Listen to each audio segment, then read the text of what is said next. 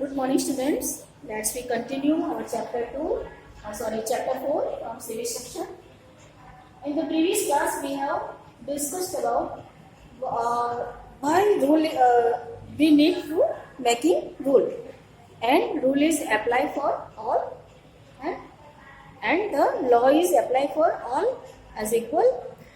Today we will discuss about the how new laws make, and we have stopped our discussion to the incidents of Rajasthan. Let's we continue and start with the discussion of Rajasthan, incidents of Rajasthan. Let's start. I haven't been. We have start with this page 251, and this is the story of incidents of Rajasthan. Okay, now let's start. I haven't been paid for last 2 weeks. When I asked for wages, the right to information. This is the story of right to information. I haven't been paid for last 2 weeks. When I asked for wages, the official replied that I had worked for only 3 days. इनकी complaint क्या है कि I haven't been paid for last 2 weeks. Last 2 weeks से मेरी payment नहीं की गई है, और ऑफिशियल रिप्लाई ऑफिस में से मुझे बताया जा रहा है कि आपने सिर्फ 3 डेज वर्क किया है, तो मुझे सिर्फ 3 डेज की सैलरी प्रोवाइड करना है, और मैंने लास्ट 2 वीक से काम किया है, और ये ऑफिशियली ये 3 डेज ही बता रहे हैं. एंड नेक्स्ट लेबर का क्या कंप्लेन थी? I work for 15 days but the attendance register showed presence for only 3 days. only 5 days. Next complain ये है कि उन्होंने वर्क 15 डेज वर्क किया था, वर्कआउट किया था, बट रजिस्टर जो है सिर्फ 5 डेज ही शो कर रहा था. I was paid at the rate of ₹20 per day, where is the P were promised the wage of ₹40 per day when the work began. जब वर्क शुरू हुआ था, काम शुरू करवाया गया था, तो हमें बताया गया था कि पर डे का ₹40 आपको वेज मिलेगा, बट हमें ओनली ₹20 ही प्रोवाइड किया जा रहा है. ठीक है, तो इनकी ये कंप्लेन थी. Yes, something must be done about it. We are being duped and short change. Let's demand copies of payment vouchers and attendance register and expose the officers. हम लोग पेमेंट वाउचर और रजिस्टर्स, ऑफिशियल रजिस्टर्स की copy मांगते हैं, और सारे इनके जो ऑफिसर्स हैं उनको एक्सपोज करते हैं. हमें कुछ करना चाहिए. ये आपस में डिस्कशंस हो रहे थे लेबर्स की. ठीक है, and leaders of the labours. The workers examined and documents and got photocopies of vital documents. They contained wrong information. The master roll contained the names of some people who had died long ago. The workers formed an organization called मजदूर किसान शक्ति संगठन. तो उन्होंने जब copies वगैरह लेके उसमें information लेने की कोशिश की, तो उसमें बहुत सारी मिस्टेक्स मिली, और जो कितने तो मजदूर ऐसे जो डेथ कर चुके थे उनके नाम भी चल रहे थे, और उनके नाम की जो सैलरी थी वो खुद ले रहे थे. तो इस तरह से वो वहाँ पे फ्रॉडिंग चल रही थी. तो इसके अगेंस्ट उन्होंने मजदूर किसान शक्ति संगठन का ऑर्गेनाइजेशन एस्टेब्लिश किया. Now the official explain and try to placate the aggrieved workers. This movement got wide publicity, and the Rajasthan government noticed the need to share relevant information with the public. और ये जो मजदूर किसान शक्ति संगठन organisation जो establish हुआ, उसके through लोगों में अवेयरनेस बहुत आई, और राजस्थान ने इंफॉर्मेशन एक्ट के थ्रू पब्लिक इंफॉर्मेशन एक्ट को शेयर करने का जो है प्रावधान नियोजित किया. The year 1976 सुप्रीम कोर्ट जज स्पीक्स. इन 1976 में सुप्रीम कोर्ट के जज ने कहा कि we have the right to information should be treated as a fundamental right. Right to information is a fundamental right. वो हमारी एक बेसिक मूलभूत हमारा अधिकार है कि राइट टू इंफॉर्मेशन, हम कोई भी इंफॉर्मेशन हमें उसको हम पब्लिक कर सकते हैं. It is a natural corollary of the right to freedom of speech and expression. It should be given due to consideration by the legislature and the executive. और लेजिस्लेचर और एग्जीक्यूटिव के through इसको considerable बनाया जाना चाहिए. And in the year 1990 speaks former PM VP Singh हमारे former PM VP Singh ने भी 1990 में कहा कि in order to check corruption in government sphere, सरकार में, गवर्नमेंट में कोई भी करप्शन हो रहा है तो people should be given the right to information, people के पास ये इंफॉर्मेशन पब्लिक करने का पूरा अधिकार होना चाहिए। The right to information should be made a fundamental right, और राइट टू इंफॉर्मेशन एक फंडामेंटल राइट्स भी होना चाहिए। And now the year 1996 in organisation for the national campaign for people's right to information NCPR was founded by some prominent journalist, lawyers, academicians, civil servants. इन सबके under में एक संस्था बनाई, national campaign for people's right to information है, और फिर उन्होंने राइट टू इंफॉर्मेशन लोगों के लिए काम करना, लोगों के लिए समाज सेवा करनी शुरू की। And the year 1997 another similar bill called the freedom of information bill is prepared by the institute of rural development. Institute of rural development ने एक बिल पास किया, बिल प्रिपेयर किया, जिसको फ्रीडम ऑफ इंफॉर्मेशन बिल कहा जाता है। It is prepared by the institute of rural development Hyderabad in 1997, Hyderabad में 1997 में prepared information freedom of information bill pass किया गया। Now the denial of information under Official Secrets Act is a major cause of corruption among government officials.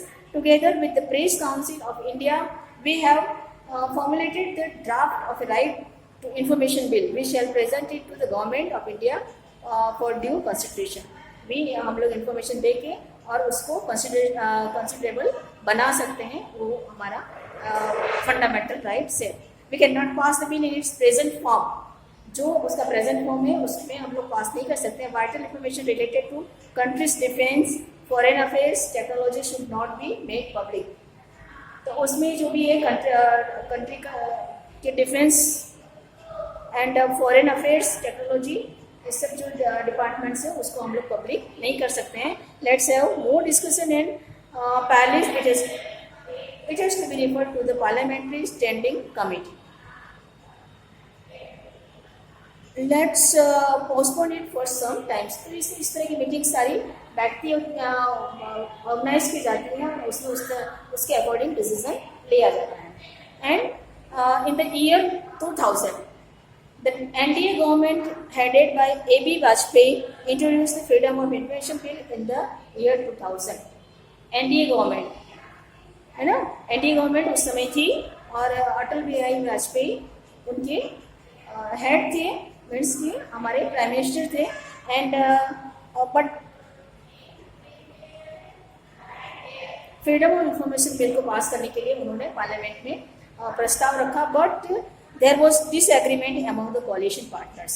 But NDA government थी, clear majority BJP की नहीं थी, तो वो इसकी वजह से जो कोalition पार्टनर्स थे उन्होंने इस बिल को डिसएग्री किया, तो वो पास नहीं हो पाया, उतना उनको मेजोरिटी नहीं मिल पाई उस बिल को। After several rounds of discussion and amendments the right to information bill was reintroduced in the parliament on 22 December 2004. It received the presidential assent on 15 June 2005.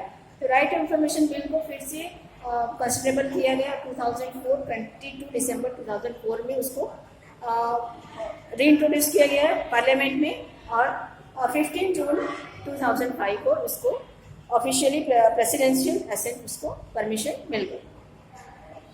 So some rules and some acts are unpopular and controversial law. Some laws are unpopular and controversial. कुछ laws ऐसे आते हैं जो unpopular होते हैं, मतलब कि कुछ लोगों को बिल्कुल पसंद नहीं आते, कुछ लोगों को पसंद आते हैं, तो उसमें इसमें क्या होता है कि कंट्रोवर्सी क्रिएट होती है ना। तो उस ऐसे रूल्स को कैसे क्या किया जाए, उसके लिए उस क्या प्रोसेस है, we will discuss this topic. The Parliament, while passing a law, has to keep in mind the interest, concern and wishes of the people. जब भी कोई लॉ पास होता है तो लोगों की वेलफेयर और उनकी नीड और उनके विशेष को कंसर्न किया जाता है। Sometimes laws are passed by the Parliament which are legal and constitutionally valid but unpopular.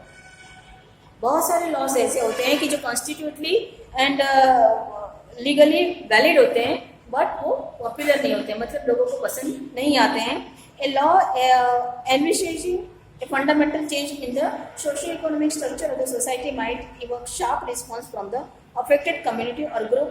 Such people criticize and protest against the law. तो कुछ लोग उसके पीछे क्रिटिसाइज करते हैं, जैसे सोशो इकोनॉमिक डिस्क्रिमिनेशन हमारे यहाँ है, all types of caste and religions and regions के लोग यहाँ पे रहते हैं, तो कुछ कुछ कास्ट को या रिलीजन्स को जो बेनिफिट दी जाती है उसके अगेंस्ट या उसके फेवर में ये कंट्रोवर्सी क्रिएट होने की चांसेस रहते हैं। तो ऐसे लॉज को क्या करते हैं, देखिए, such people criticise and protest against the law, hold public meeting and carry propaganda against it through newspaper, TV and radio and newspaper के थ्रू उसके अगेंस्ट प्रोपेगेंडा फैलाना स्टार्ट करते हैं। One such recent example is the passage of the law receiving 27% of the seats for OBCs in higher educational institution. Higher educational institution में 27% OBCs को reservation seat दी गई है। There were public demonstration and protest for and against the law. The operation of the law was stayed by the Supreme Court, which however eventually gave the verdict in favor of the law. But ये जो law बनाया गया उनके favour में उन्होंने order दिया supreme court में, इसलिए ये लॉ इम्प्लीमेंट हो सका। If a law is repressive and unpopular with a large majority of the people, but कोई कोई लॉ ऐसे होते हैं कि बहुत ही अनपॉपुलर और लार्ज मेजॉरिटी ऑफ पीपल उसको लाइक नहीं करते हैं, उस लॉ को लाइक नहीं करते हैं। बहुत पीपल की मेजॉरिटी जिसमें बहुत ज़्यादा होती है, बहुत ज़्यादा लोग उसको अनलाइक करते हैं, अनपॉपुलर होता है वो लॉ, तो उसके लिए Parliament is under pressure to amend और alter the law.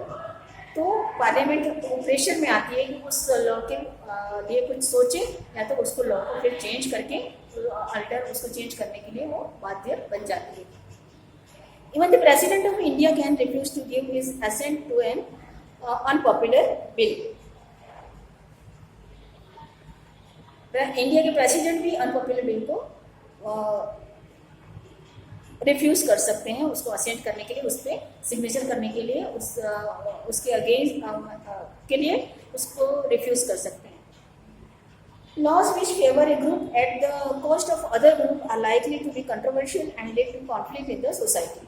One such law has been on the use of streets and payments by hawkers and street vendors. Several municipal laws have made this illegal.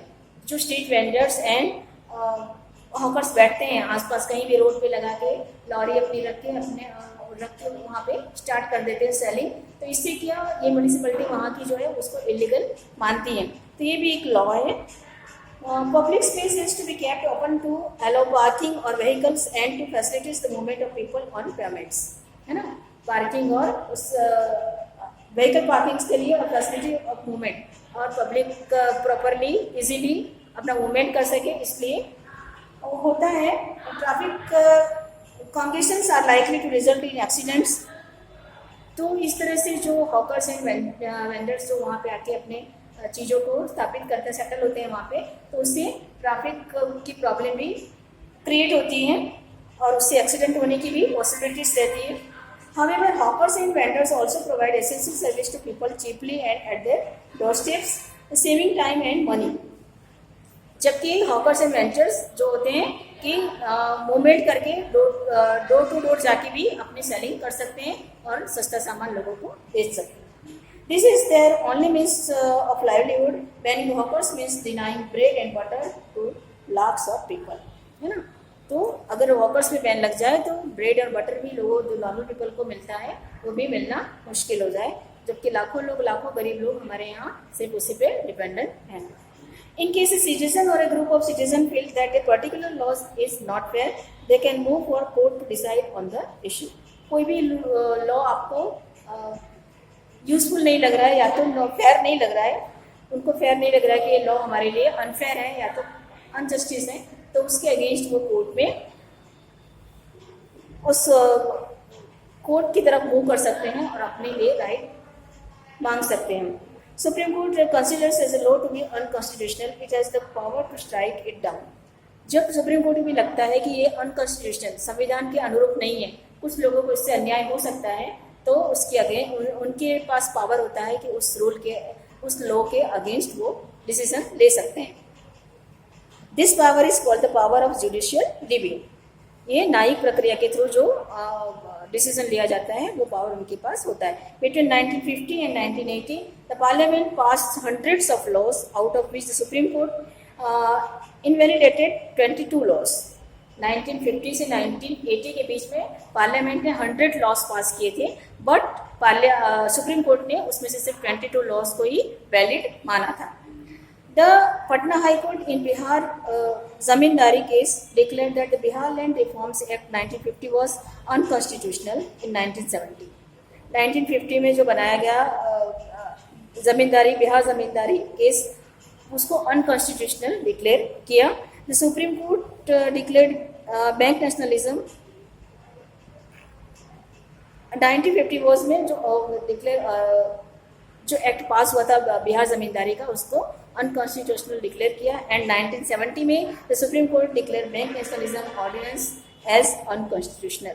Bank nationalism bank का जो राष्ट्रीयकरण हुआ उसको भी unconstitutional माना। तो ये दोनों जो डिसीजंस थे सुप्रीम कोर्ट ने उसके अगेंस्ट डिसीजन लिया। People protest against the unjust laws in several ways. They go on hunger strike, hold public meetings and demonstrations, call strikes and burns court arrest. तो इस तरह के सारे प्रोटेस्ट करते हैं। किसी भी अनफेयर लॉज या तो अनजस्ट लॉज के अगेंस्ट उनको आवाज़ उठानी है, तो इस तरह से इन सारे स्टेप्स के थ्रू वो प्रोटेस्ट करते हैं। Citizens play key role in the proper functioning of a democracy. Citizens play key role, citizens ही एक की रोल, एक मेन रोल डेमोक्रेसी को प्रॉपरली प्ले करने में वो अपना निभाता है, प्ले करता है। Their rule starts rather than ends with elected representatives. They keep a watch on the executives of MLAs and MPs. It is their duty to see that problems and concerns of their locality or constituency are properly addressed. They need to criticize any negligence of work by the elected to criticize any negligence of work by the elected representatives. They can use the newspapers and the media to air their grievance and bring them to the notice of the authorities. The parliament cannot function properly without the involvement and enthusiasm of people. It must represent and address the needs, concern and interests of the people. तो लोगों democracy means of the people, for the people and by the people, है ना। तो लोगों के बिना और लोगों की को इग्नोर करके कोई भी डेमोक्रेसी सक्सेसफुल नहीं हो पाती है। So students, today we will cover our chapter 4 and we will cover our half yearly exam syllabus. I will give you all your exercises as a PDF on our website. Please look for your website. Thank you.